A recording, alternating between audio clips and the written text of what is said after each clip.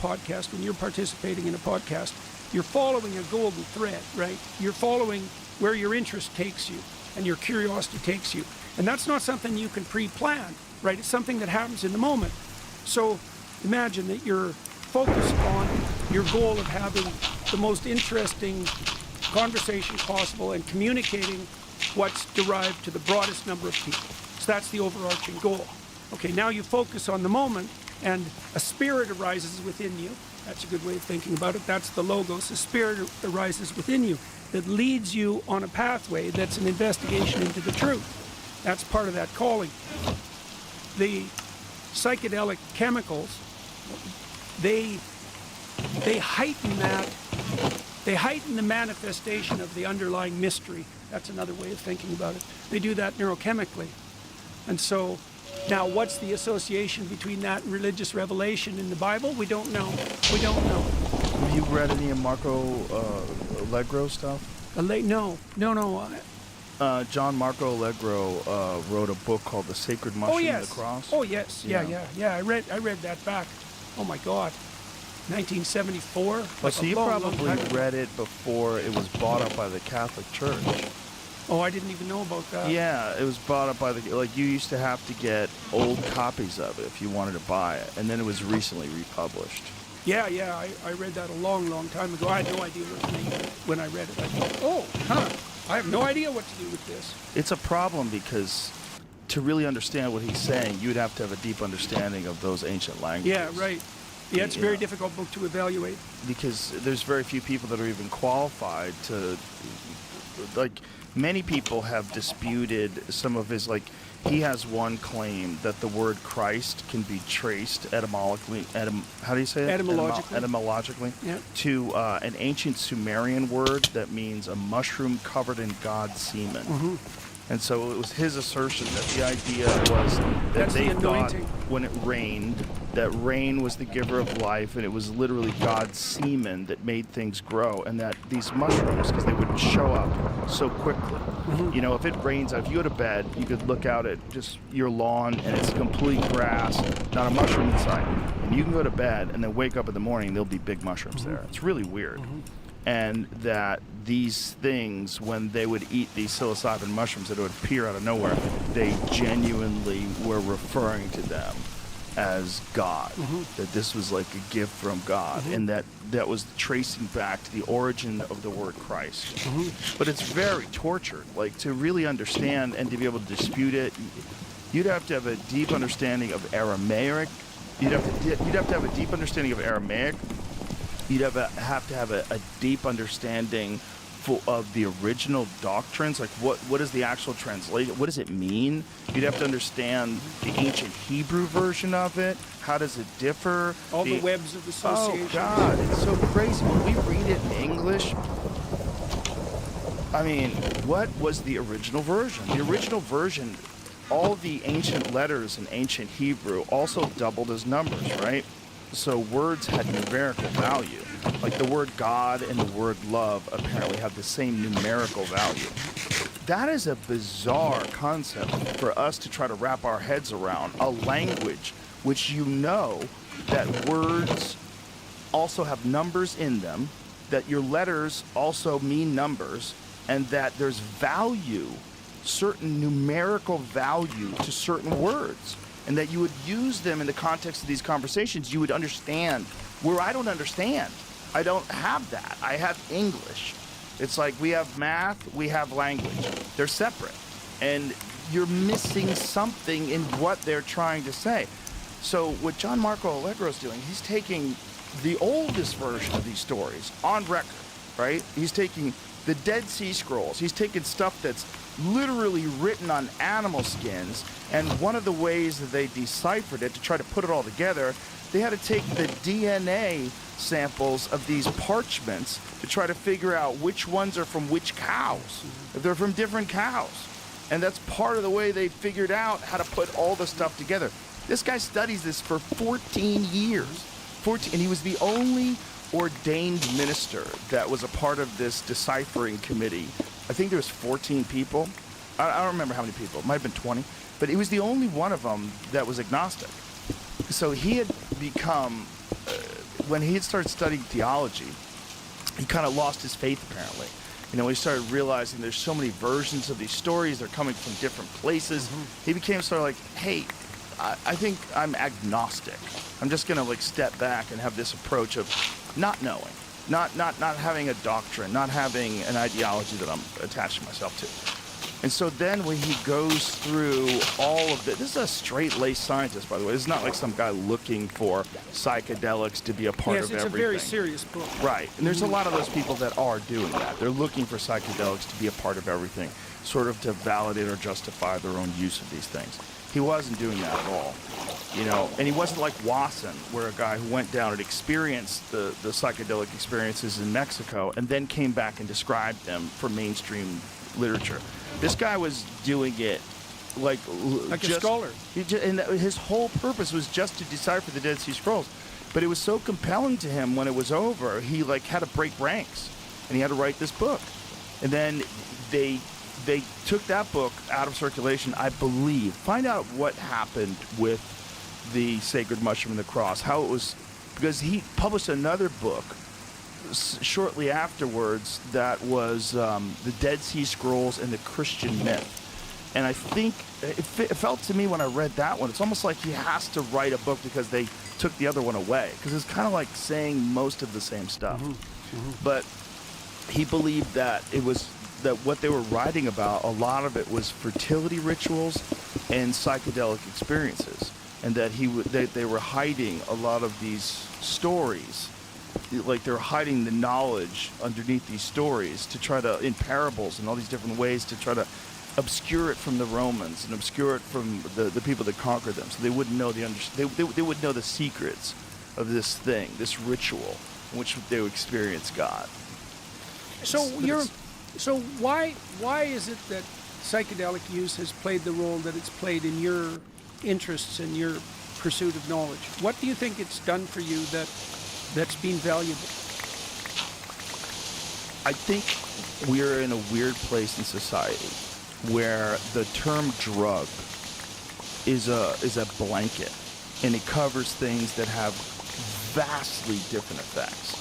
It covers caffeine, it covers nicotine, and it covers dimethyltryptamine, which is crazy. It's crazy that all those things are drugs. Adderall's a drug. Benzodiazepine is a drug. Xanax. There's a million of them. They're all different, and they're all drugs. And the idea that psychedelics are a drug, for lack of a better term, that's what we use. I don't think that's what they are at all. I think they are probably why we became people. I think they are probably why society advanced. And I think every great ancient culture probably celebrated them and used them. It seems like there's so much evidence out of Egypt of the use of psilocybin, various different drugs, various different psychedelic experiences, the iconography of the pineal gland seems to be a big part of multiple cultures, not just Egyptian, but even Catholicism. If you go to the Vatican, there's this enormous pine cone that is a statue there. And I was very lucky when I went to the Vatican. We got a guide. We hired a private guide that was a scholar from France. And when he's not working in the summers, he gives these tours, and they're very thorough. And he was a brilliant guy. I wish I could remember his name. I should probably find it out to give him credit. Brilliant guy. So he takes us through, showing us all this artwork. It's incredible. It's explaining why they had little penises, and that it was explaining the whole thing, that big penises were thought to be barbaric, and it was not representative of like someone of class and dignity and education. And so we get to this pine cone, and he says to me, he goes, "Do you know what this represents?" And I said, "Is it the pineal gland?" And he goes, "Yes." And then we start this conversation of why these Catholics would have this enormous representation of the pineal gland, which they reference as the seat of the soul, and that this gland, which is in the center of your brain, is thought to be literally a third eye. And on reptiles, it actually has a cornea and a lens, this gland. Like, literally, it's exactly where the third eye of Eastern mysticism is. And they've got a representation of it right here. And it's thought to be where dimethyltryptamine is produced. And this whole connection to it is so old that it seems like you go back to the John Marco Allegro stuff, you go back to the Dead Sea Scrolls, which are the oldest version of the Bible, the only version that, I believe the only version they have in Aramaic of all those stories. And if he's right, if John Marco Allegro is right, it all kind of makes sense. That these people were having these experiences much like the Greeks were with the Eleusinian Mysteries, much like multiple different cultures in the Amazon, all over the world have experienced these profound ceremony experiences that lead to these journeys into the spirit world, these connections with higher consciousness, this something that when you're experiencing it seems very, very real, but also very preposterous when you try to explain it to people that aren't experienced. You know, it's like Hendrix. Like, are you experienced? Have you ever been experienced? Well, I have. Like, it's that. Like, with that understanding that that's possible, the world changes. Because now you know that that's possible. You could live your whole life and not know that the most shocking, profound thing in existence is 3 hits away. 3 hits away. And all of a sudden you're in a completely different universe in 20, 30 seconds. That's nuts. And the fact that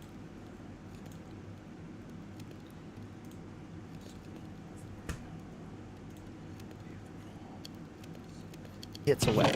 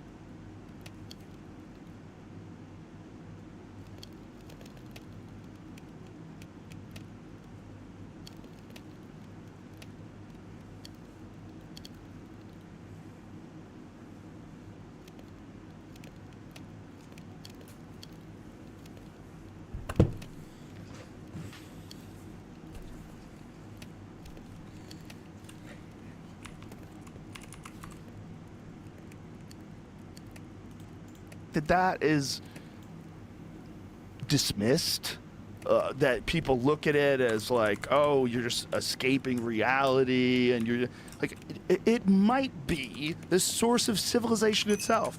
It might be the source of language. It might be the source of the expansion of the human mind over a period of 2 million years, the doubling of the human brain over a period of 2 million years, which Terence McKenna felt directly coincides with the shifting of the tropical rainforest turning into grasslands, which would force these primates to experiment with new food sources, and these ungulate cows that were everywhere that would shit, and then these psilocybin mushrooms would grow in their shit. Observed primates flipping over these cow patties, looking for beetles and grubs and things to eat. It's everywhere. Like, you can see it all over Africa. If there's something on that, they're going to try it out. And if these things are trying it out and they're doing this over a period of 2 million years, and they develop language and culture and weapons, and they start thinking about things, and they become different than every animal around them. And this was McKenna's stoned ape theory, which I'm sure you're familiar with. And Dennis McKenna, who is, a legitimate scientist, Dennis explains it even better, because he explains it with the actual mechanisms that your brain, the things that fire up when you encounter high dose psilocybin experiences that would lead you to the development of language. Glossolalia, the connection of sounds and objects and bringing things together in a manner of communication. Also, they realized that in low doses it increases visual acuity. It makes people more amorous, makes people hornier. They're going to have more sex. They're going to be better hunters because they can see better. They're going to be a little more sensitive to the environment. They're going to be more aware. Edge detection's different. There's like so many different things that happen that if you're thinking about what made people people, it's a mystery. We want to pretend that we understand things because of the fossil record and this and that. Sure, we kind of understand, but every now and then we find a new human that we didn't even know exists, like Denisovans. What was that? Not even 20 years ago, I don't think? So now there's a whole other branch of human beings that they weren't even aware of 20 years ago. Whatever the fuck happened that took us from all the other primates that are still here and made us this, it's pretty profound. And I have a feeling that psychedelics were at least involved in that process. That's my belief. And my belief is that the Sweeping Psychedelics Act of 1970 that they passed essentially to target civil rights activists and anti-war activists. That's what they did. They wanted to go after the hippies. And they went after the hippies with MK Ultra, with Tom O'Neill so brilliantly outlines in his book Chaos. They went after it and they created the Manson family. They created that family. They taught that guy how to do that so that that guy would kill people and he would be a psychopath, and now hippies would be psychopaths. And then all this anti-war shit would just get stopped by sensible people. Then Schedule I, everything. Psilocybin, marijuana, all down the board, everything becomes Schedule I, the most illegal of illegal things. So all these people who are all these Ken Kesey people and, you know, all the LSD people of the 60s, all those people become criminals instantly. And they just threw water on the whole movement, and it worked. It really worked. It was Nixon and all the people that were in charge back then. If you look at what happened from 1960 to 1980, this confusing era of the 70s where the effects are wearing off, and then you get into the 80s and everybody's doing coke and they have makeup on and big hair and the music sucks. It's like something happened. Something happened. And what happened was they completely removed the very thing that had changed culture so radically from the 50s to the 60s. Like, I'm a gigantic fan of 1960s automobiles. I love them. There's something about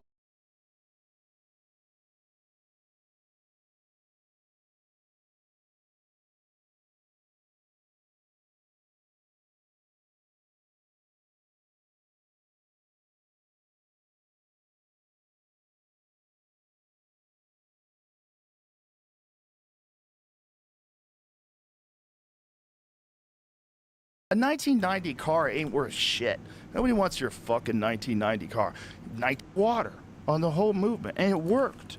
It really worked. It was Nixon and all the people that were in charge back then. If you look at what happened from 1960 to 1980, this confusing era of the 70s where the effects are wearing off, and then you get into the 80s and everybody's doing coke and they have makeup on and big hair and the music sucks. It's like something happened.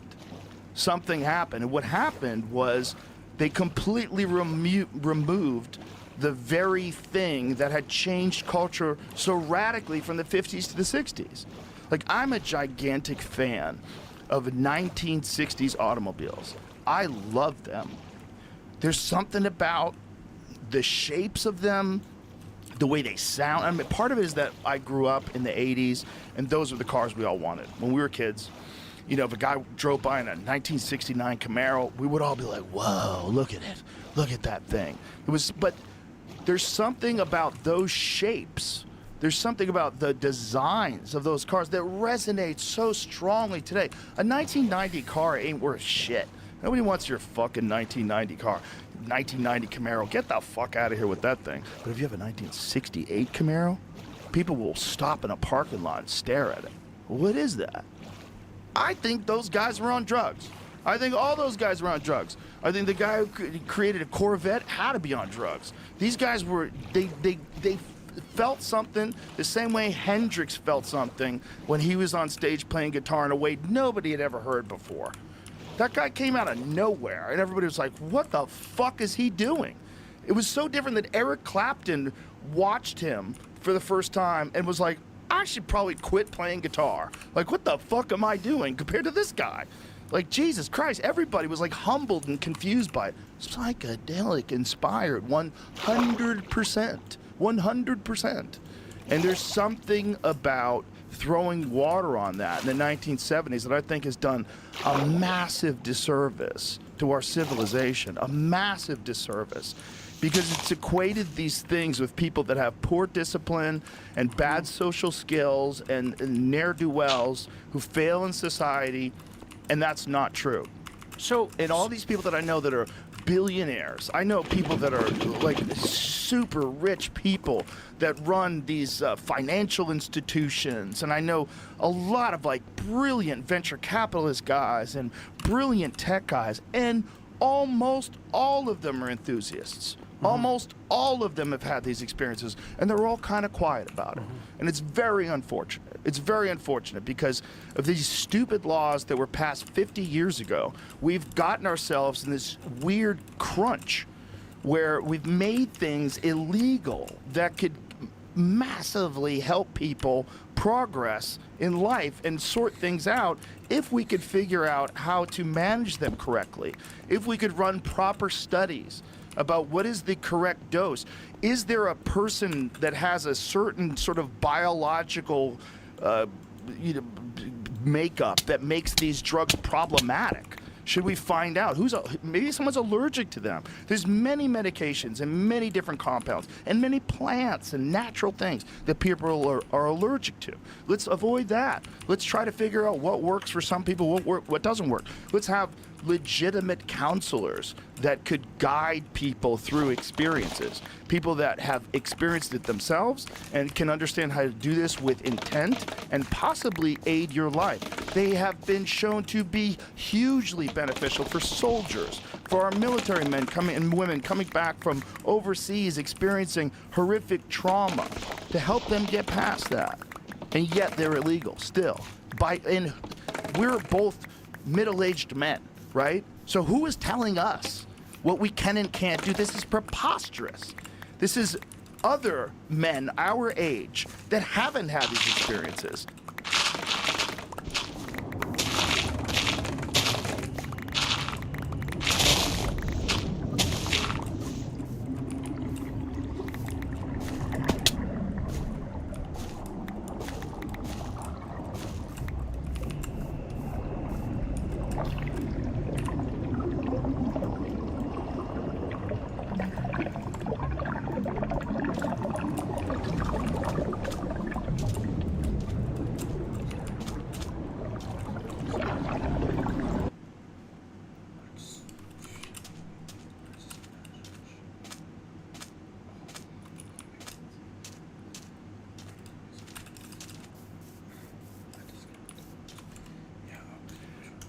Maintaining this control on them in a completely ignorant way. They don't even know what they are.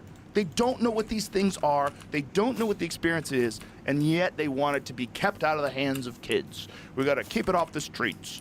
We've got to keep drugs away from our society. And you don't know what you're talking about. It might be why we're here, and it also, the absence of it, might be why we're so fucked up. It might be why we're so disconnected, why we're so disjointed, and our society is so hypocritical. I mean, the most pro-life people are also pro-death penalty. It's like across the board, everything. The people that, want no crime but don't want to stop the emergence of crime by funding programs to try to fix the inner cities, and they want to. Our whole thing is disconnected. And I have a feeling that a big part of that is that we have not been given access to tools that have helped people literally become what we are today. And if they're if you read Brian Muraresku's work, and if he's correct, and these people that are studying the Eleusinian mysteries and the literal emergence of democracy as we know it, probably all of it came out of psychedelic experiences. So I had Timothy Leary's old job at Harvard. That comes with a lot of weight. Yeah, and I knew some of the people that knew him. And so you could say that what happened in the 1960s, and this is relevant to the psychedelic experience, let's say, is that the emergence of mushrooms in particular, and then LSD, indicated to a swath of the population, like Leary and like Ken Kesey, that our perceptions were locked in kind of a box, in a box that we didn't even really, that we weren't even conscious of. I suppose that's the box of conformity.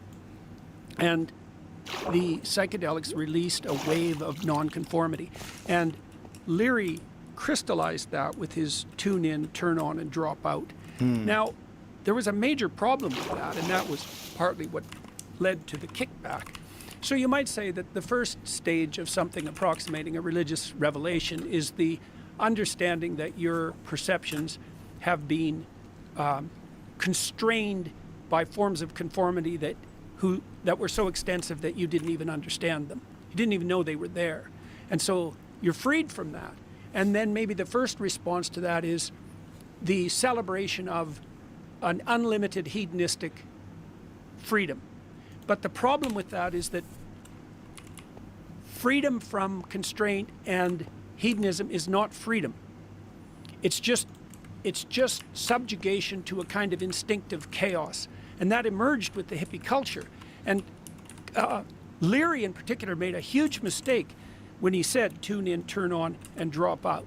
He should have said tune in, turn on, and grow up. I'm dead serious about that, because there's a different form of responsibility that emerges once you realize that you were constrained by a conformist box, let's say like Moses when he was being a normal shepherd, that you can step outside of that, but you don't step outside of that into worship of the golden calf like in hedonistic orgies. You step outside of that with a more conscious upward aim. And if the use of transformative technologies like psychedelics isn't accompanied by that framework of enhanced responsibility, then it can degenerate into a kind of hedonistic chaos. Right. And that's what the Nixon types were reacting to. They were terrified by it. And they had the reasons to be terrified, because as you're intimating, these technologies are unbelievably potent and destabilizing. Now, that destabilization can be used for, let's say, for better or for worse. Right. And it should be used for better. That's complex. It's a very complex thing to manage. And so Carl Jung said that one of the main functions of religion was to stop people from having religious experiences. And what he meant by that was that a direct experience of the transcendent is enough to shake you to the foundation and to destabilize not only you but your culture. This is why there's another scene in the story of Exodus. But could you explain further, expand on what he was meaning by that? But that keep you from having religious experiences? Well, if everybody goes their own enlightened way, let's say, there's no social cohesion. There's no unity of purpose. There's nothing but fragmentation. And part of the danger of the hippie movement in the 1960s was a counter-social fragmentation.